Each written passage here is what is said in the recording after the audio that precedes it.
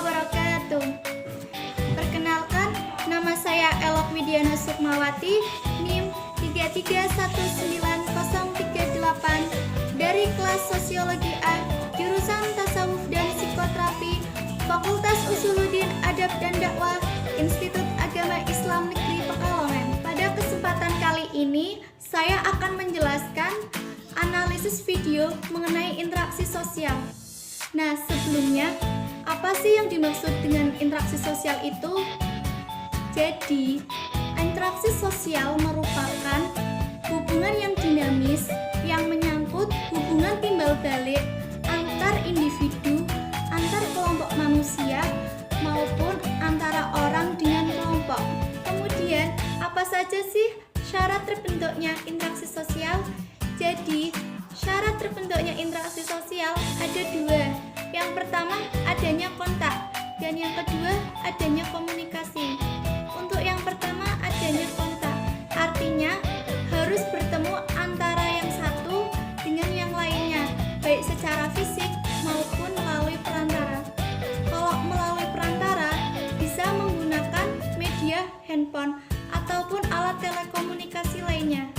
Kemudian, untuk syarat yang kedua, adanya komunikasi. Komunikasi yaitu proses penyampaian pesan kepada orang lain dan pesan yang disampaikan dapat dipahami oleh orang tersebut. Di dalam kontak sosial terdapat dua jenis. Jenis yang pertama ada primer dan yang kedua ada sekunder. Untuk yang pertama primer. Kalau primer ini kita bertemu secara langsung tanpa adanya perantara. Sedangkan yang sekunder, kita tidak bertemu secara langsung, melainkan kita menggunakan perantara. Perantara yang digunakan dapat berupa media elektronik seperti handphone ataupun media alat telekomunikasi lainnya. Kemudian, kita juga bisa berkirim surat melalui perantara teman dan sebagainya.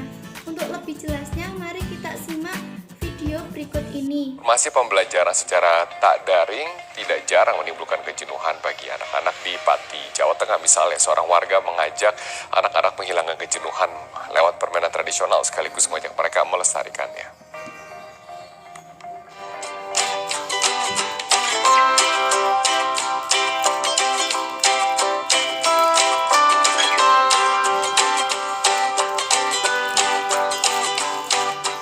Pembelajaran jarak jauh atau daring kerap menimbulkan kejenuhan pada anak-anak.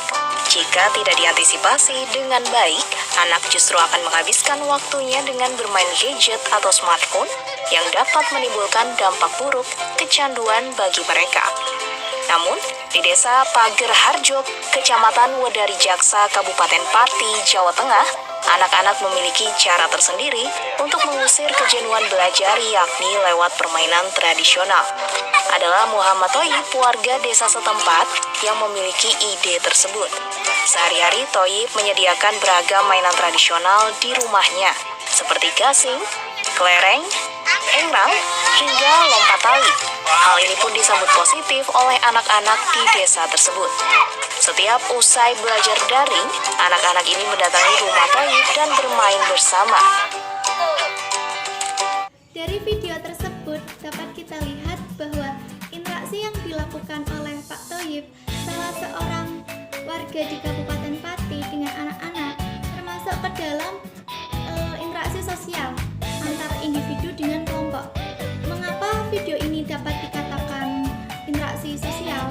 Karena dalam video tersebut dapat kita lihat bahwa adanya interaksi dari Pak Thoyib dan anak-anak, di mana anak-anak ini sangat antusias dengan permainan-permainan yang diberikan oleh Pak Thoyib. Permainan-permainan tradisional yang diberikan seperti permainan lompat tali, gasing, permainan kelereng, kemudian ada bermain pasir, dan lain-lain. Menurut Amanda, salah seorang anak yang ikut bermain dalam permainan tradisional tersebut, ia mengaku senang karena selain dapat mengusir kejenuhan, ia juga dapat bertemu dengan teman-temannya. Ia merasa senang dibandingkan dengan bermain gadget. Ide menggunakan permainan tradisional ini berawal saat Pak Thoyib melihat anaknya yang merasa